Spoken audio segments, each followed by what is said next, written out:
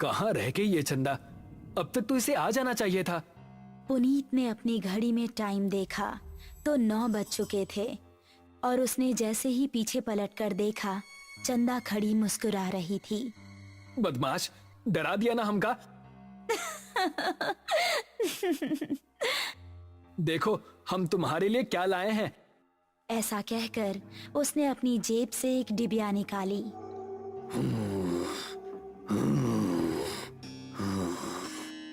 तभी उन दोनों को किसी के सांस लेने की भयानक आवाज सुनाई दी। कौन है? ठीक सामने बरगद के पेड़ के नीचे उनको किसी आदमी का अक्स नजर आया। कौन है? सामने आओ। ये सुनकर भी वो आदमी सामने नहीं आया और जोर जोर से सांस लेने लगा। अभी देखते हैं कौन ससुरा है। ये कहकर पुनीत उसके पास जाने लगा। जैसे ही पुनीत उसके पास पहुंचा, उसने भी 2 कदम आगे बढ़ाकर पुनीत का गला पकड़ लिया। उसको देखकर पुनीत और चंदा दोनों का दिल दहल गया। उस आदमी की गर्दन कटी हुई थी और थोड़ी सी खाल में अटकी लटक रही थी। चंदा चिल्लाई और गांव की तरफ ऐसी भागी कि उसने पलटकर नहीं देखा। गांव पहुंची तो उस टाइम पुनीत के पिता घर के बाहर थे। अरे चंदा बिटिया, इतनी डरी हुई काहे लग रही हो? वो पुनीत। चंदा ने हाफते हुए उनको पूरी कहानी सुनाई। पुनीत के पिता ने अपने साथ कुछ आदमियों को लिया और चंदा उन सभी को लेकर उसी जगह पर पहुंच गई। यही जगह थी वो जहां उसने पुनीत को पकड़ा था। उन लोगों ने इधर उधर नजरें घुमाई तो कोई आसपास नजर नहीं आया। तभी चंदा की गर्दन पर ऊपर से कुछ टपका। उसने हाथ लगाकर देखा तो वो खून था।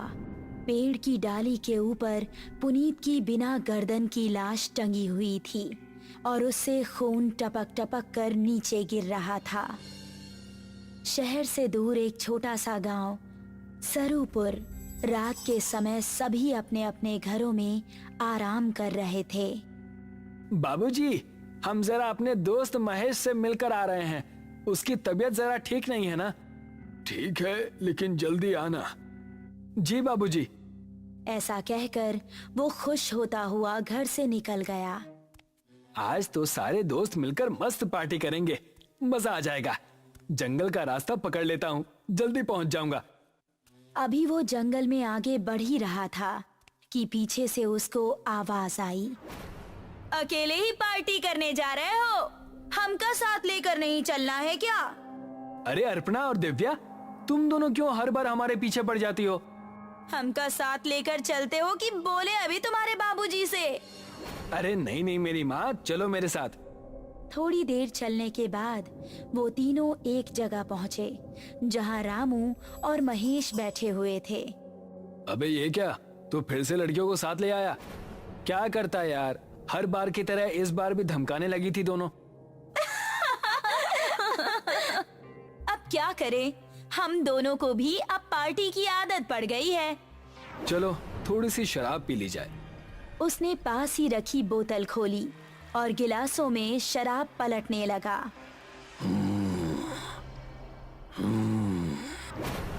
तभी उनको किसी के सांस लेने की आवाज सुनाई दी।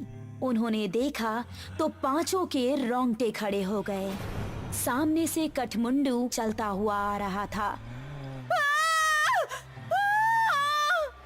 उन्होंने कदम बढ़ाए ही थे कि तभी कठमुंडू ने दिव्या को पीछे से पकड़ लिया। उसने दिव्या को इतनी जोर से कसा कि उसके मुंह से खून निकल गया।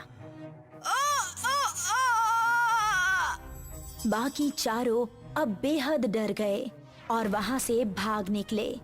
दिव्या उसकी पकड़ में फंसी दर्द से कराह रही थी।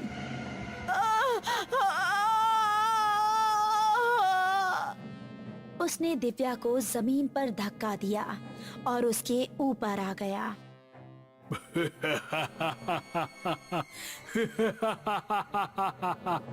उसने दिव्या के सीने में हाथ डाला और उसके सीने से खून की धारा निकल पड़ी।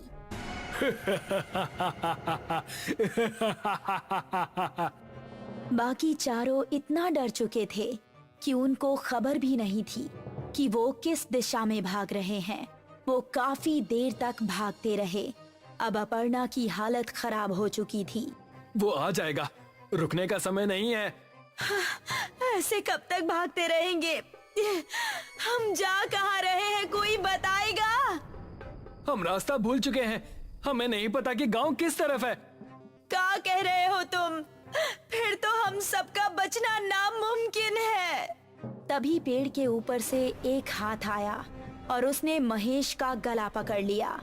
ये हाथ कठमुंडू का ही था। राकेश ने महेश का पैर पकड़कर उसे बचाना चाहा, लेकिन कठमुंडू ने उसको पूरी तरह से ऊपर खींच लिया और वो तीनों चिल्लाते हुए वहाँ से भाग निकले। वो देखो, सामने वो घर, उसके अंदर चलते हैं। वो तीनों एक घर के अंदर घुस गए और राकेश ने जल्दी से दरवाजा बंद कर दिया। तभी कोई जोर जोर से दरवाजा पीटने लगा। तीनों का शरीर इस समय बुरी तरह से कांप रहा था। दरवाजे की धम धम उनके दिल को दहला रही थी। तभी खिड़की से कठमुंडू का एक हाथ अंदर आया और उसने अपर्णा का हाथ पकड़ लिया। बचाओ! अगर ये यहाँ है तो दरवाजे पर कौन है? राकेश ने दरवाजा खोला तो सामने गांव के बिरजू काका थे। बिरजू काका जल्दी से अंदर आए। उन्होंने कठमुंडू का हाथ पकड़ा और छुड़ाने लगे। कठमुंडू उनके छूते ही चीखने लगा।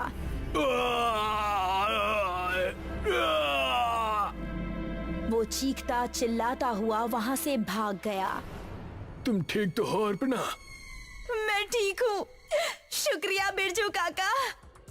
तुम लोग यहाँ करने क्या आए थे, वो भी इस समय? हमसे गलती हो गई बिरजू काका, लेकिन ये कौन है और आपको देखते ही वो भाग कैसे गया? ये कठमुंडू है। ये सुनकर वो तीनों एक दूसरे का मुंह देखने लगे। बहुत सालों पहले हमारे गांव में एक डाकू पल्लव सिंह का बड़ा खौफ था। गांव में एक बूढ़ी औरत रहती थी जिसका एक ही बेटा था। उसने धूमधाम से अपने बेटे की शादी की। शादी के अगले ही दिन डाकू पल्लव सिंह ने हमला बोल दिया। उसने पति और पत्नी दोनों को मार डाला और सारे गहने लूट लिए। अपने बेटे और बहू को मरता देख बुढ़िया तड़प उठी। पल्लव सिंह, जिस सोने के लिए तूने मेरा परिवार उजाड़ दिया, यही सोना तेरे लिए अभिशाप बन जाएगा।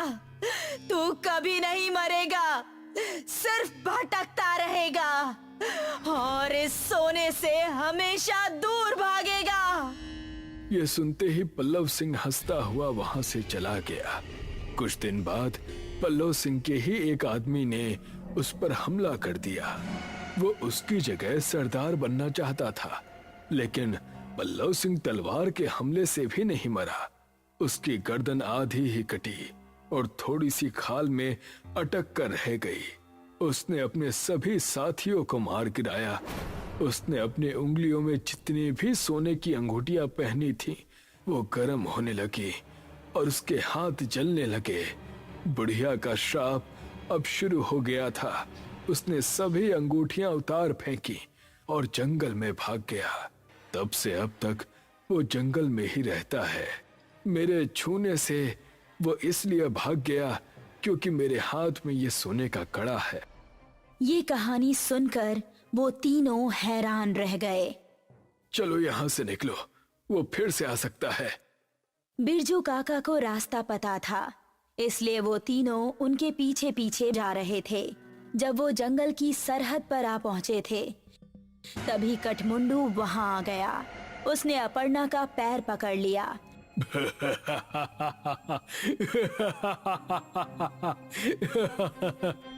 तभी राकेश ने बिरजू काका के गले पर नजर डाली। उनके गले में एक सोने की चेन भी थी। उसने चेन को उनके गले से उतारी और कठमुंडू की टूटी हुई गर्दन में डाल दी। उसने चेन को गले से उतारने के लिए जैसे ही छुआ तो उसके हाथ भी जलने लगे।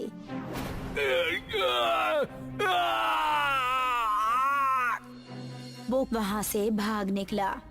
उसके बाद वो चारों गांव के अंदर ही जाकर रुके।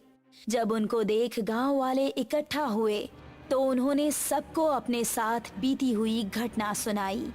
वो दिन था और आज का दिन है। गांव के सभी लोग हमेशा अपने साथ सोने की कोई ना कोई चीज जरूर रखते हैं और अभी भी उनको जंगल में कहीं ना कहीं कठमुंडू नजर आता ही रहता है।